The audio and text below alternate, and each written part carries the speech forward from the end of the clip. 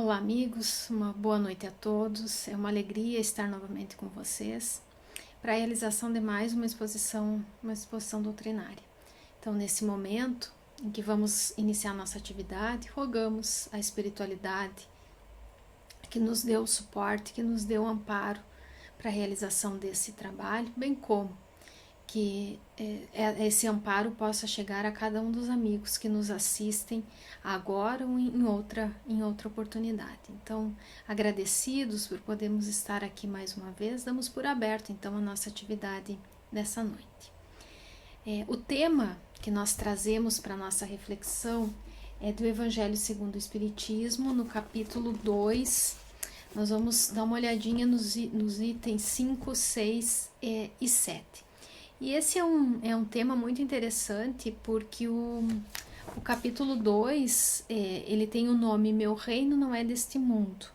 E esse item ele fala sobre o ponto de vista. E é muito interessante porque isso tem uma aplicação, né, de forma geral, como todo o Evangelho, uma aplicação muito prática na nossa vida. O ponto de vista, né, quer dizer, a maneira como nós encaramos alguma coisa, a maneira como nós percebemos alguma coisa.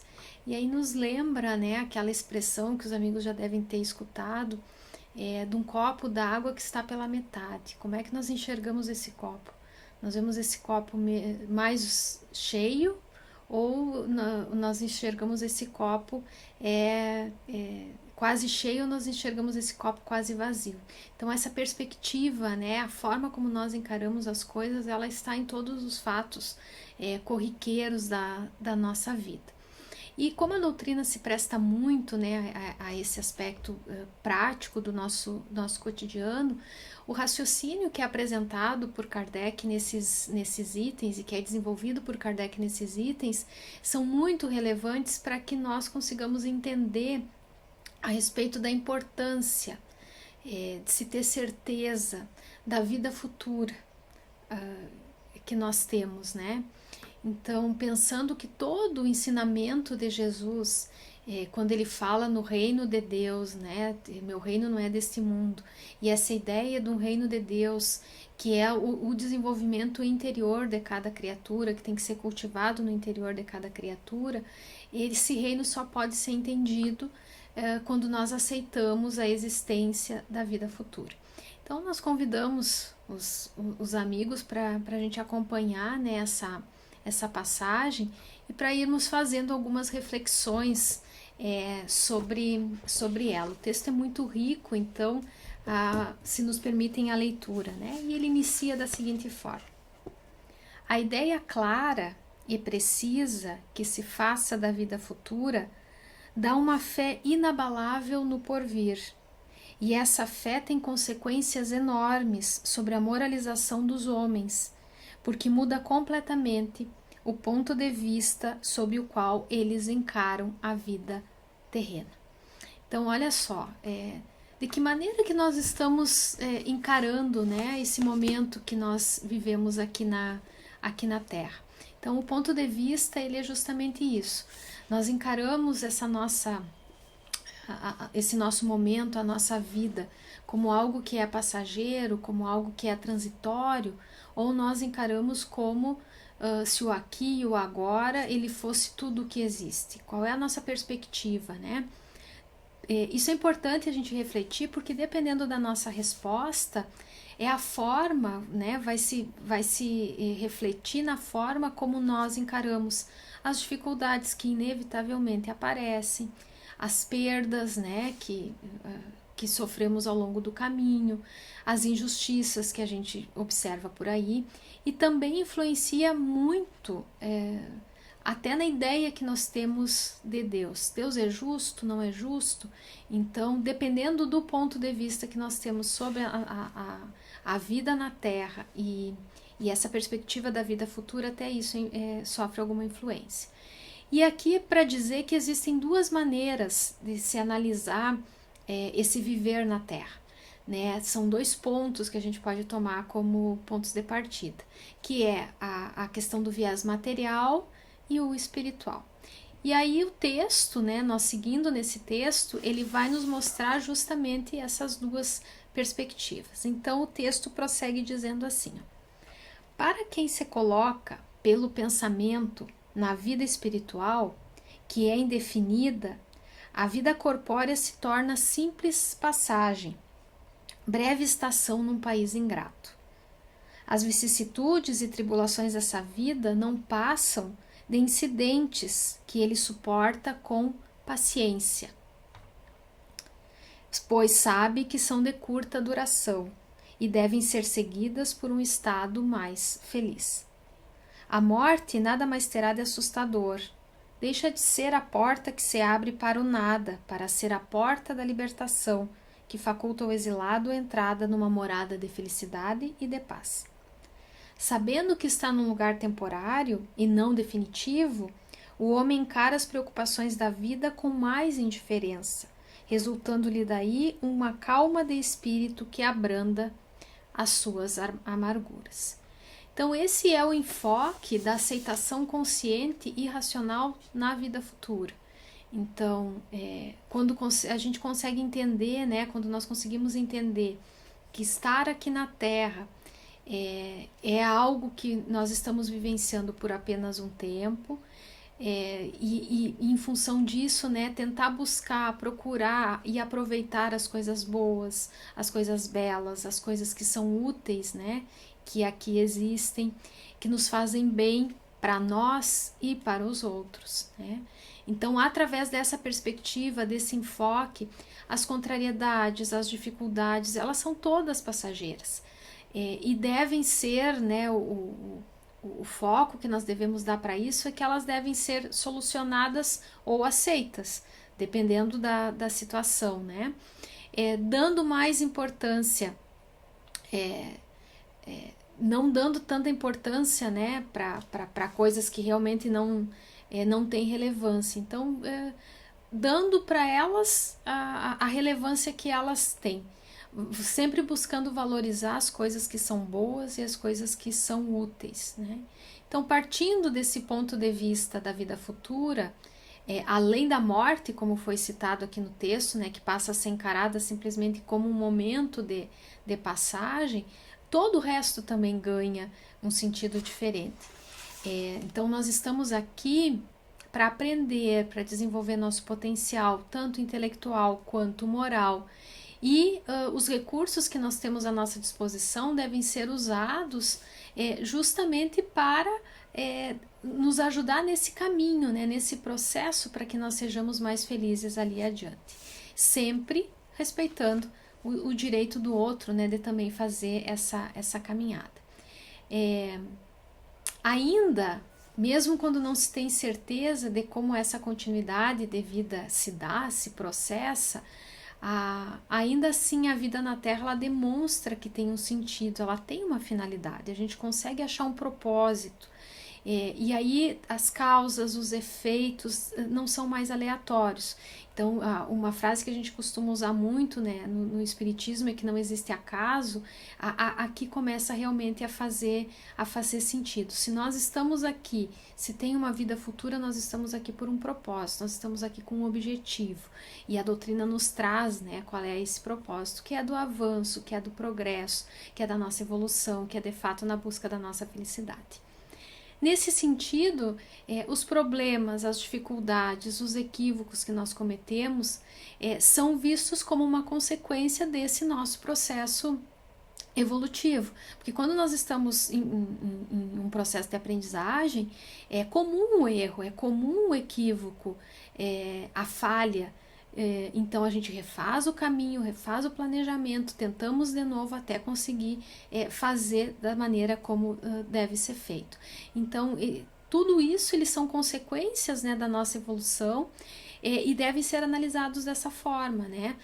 Nós devemos tentar resolver os problemas que se apresentam, tentar achar uma saída para os obstáculos que possam aparecer, mas sem tentar criar novos problemas para nós mesmos, né? Então, nessa perspectiva. Então, as dificuldades, elas são vistas e percebidas nas suas reais dimensões. Podem ser oportunidades do aprendizado, são parte do processo evolutivo, sem exagerar a importância de tudo isso, né? Sem superdimensionar as coisas que, na verdade, quando nós nos afastamos para enxergar, elas não são tão grandes assim, né?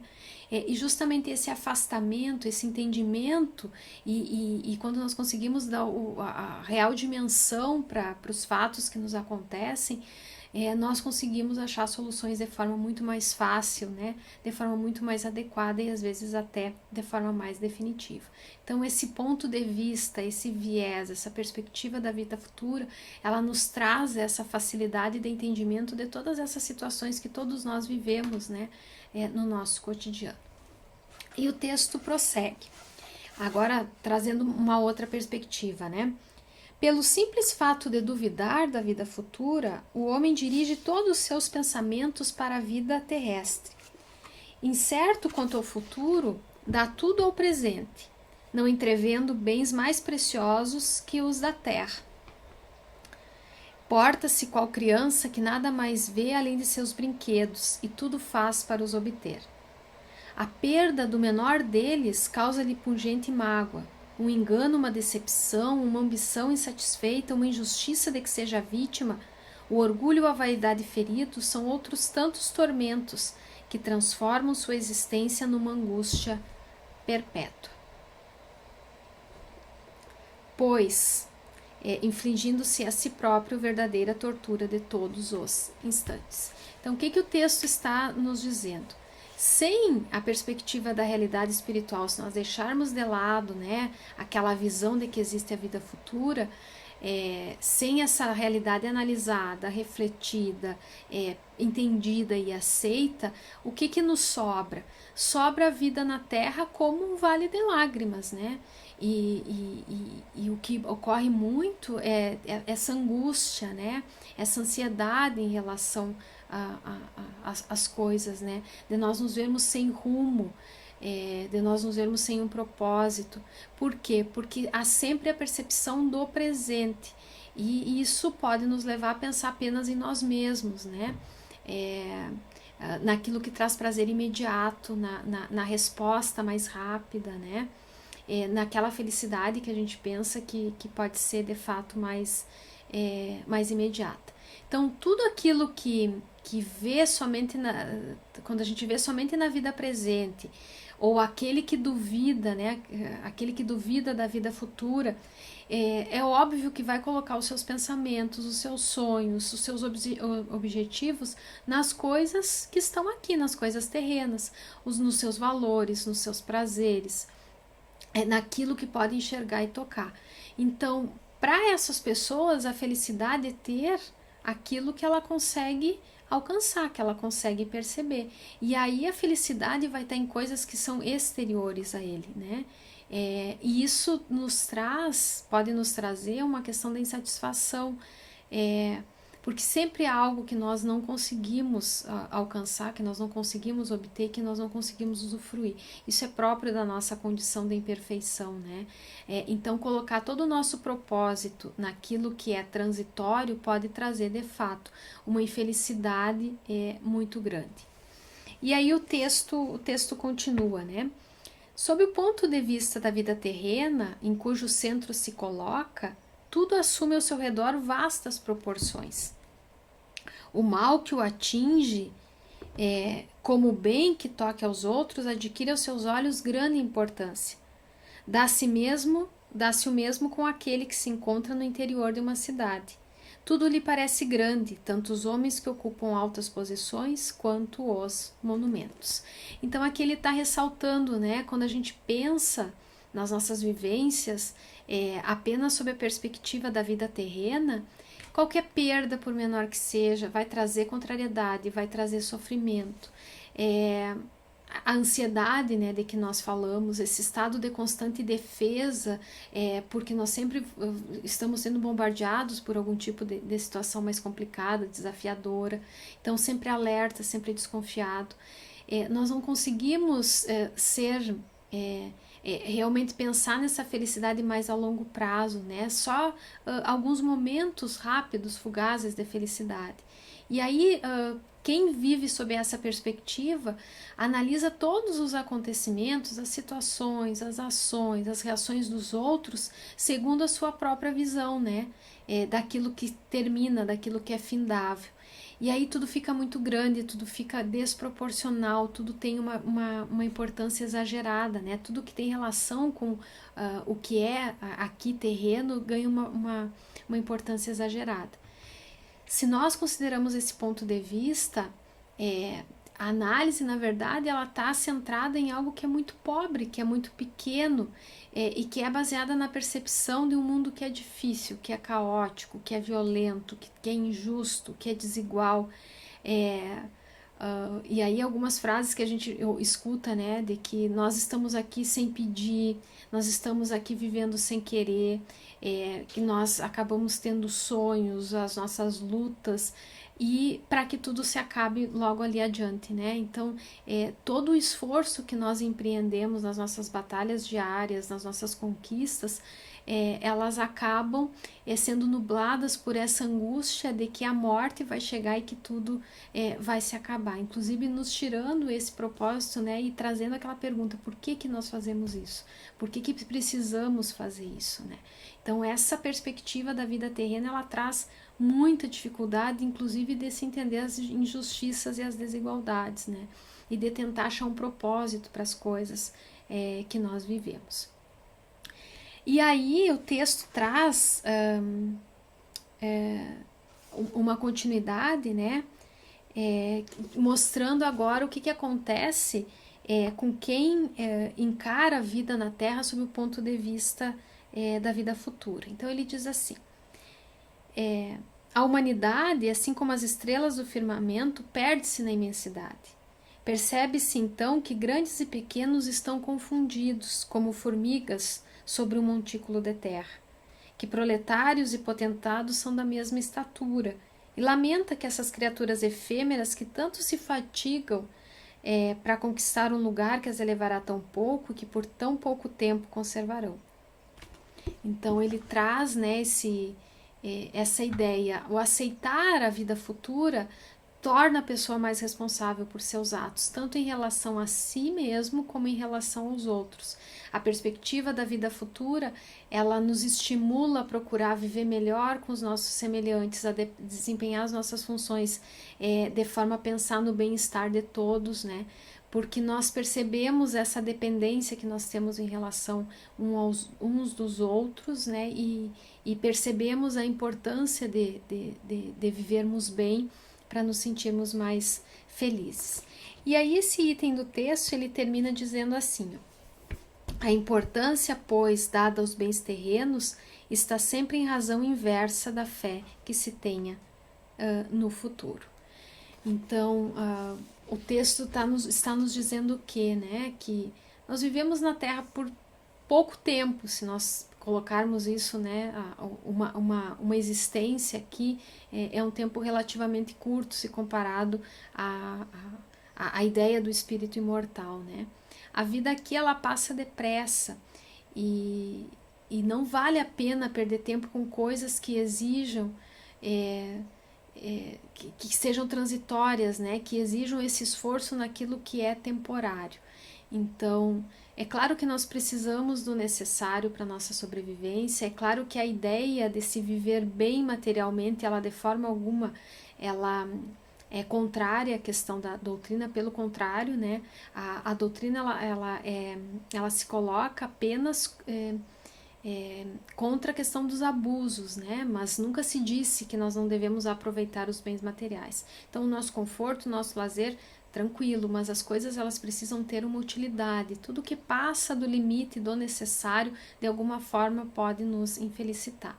Então, nós precisamos muito da convivência uns com os outros, Nós precisamos ter esse entendimento, né, do prazer da companhia, do amar e ser amado, dessa ideia tão bonita, né, de trabalho em conjunto, da amizade, da tolerância, da paciência, né, que é tão importante para ser desenvolvida quando nós estamos vivendo de fato em sociedade.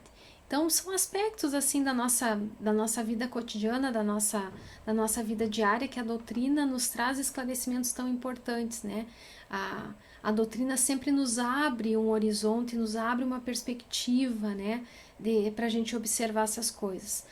Ao invés da gente se ater em algo mesquinho, né, em algo que é uma visão muito estreita, de concentrar os nossos esforços apenas na vida presente, pensando que nós temos que aproveitar ao máximo aqui esse momento com prazeres, porque logo tudo termina. A doutrina nos traz justamente uma perspectiva muito mais ampla e que aborda essa questão, inclusive, da fraternidade, do amor, porque nós nos percebemos, né, como um ponto que está sendo colocado e que faz parte de um todo, de um propósito maior. Então nós ganhamos esse propósito, nós ganhamos esse objetivo.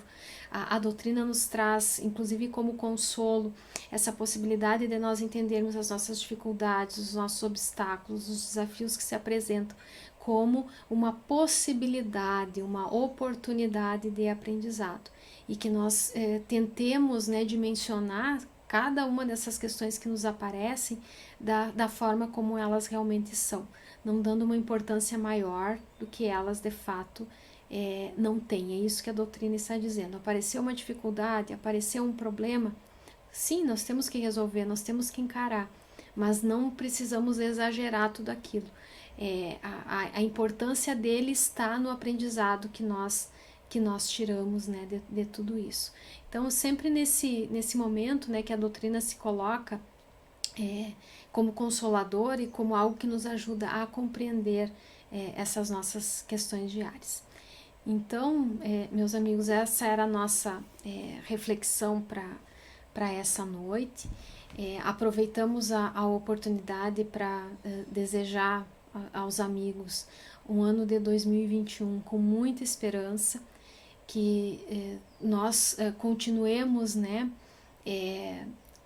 otimistas em relação ao futuro, né, e colocando o nosso ponto de vista no sentido das oportunidades que se apresentam, e que a gente possa ter certeza que, como foi no ano passado, esse ano que se inicia agora, nós temos sempre o amparo da espiritualidade, basta que estejamos abertos, né, para receber esse auxílio, esse amparo a todo momento.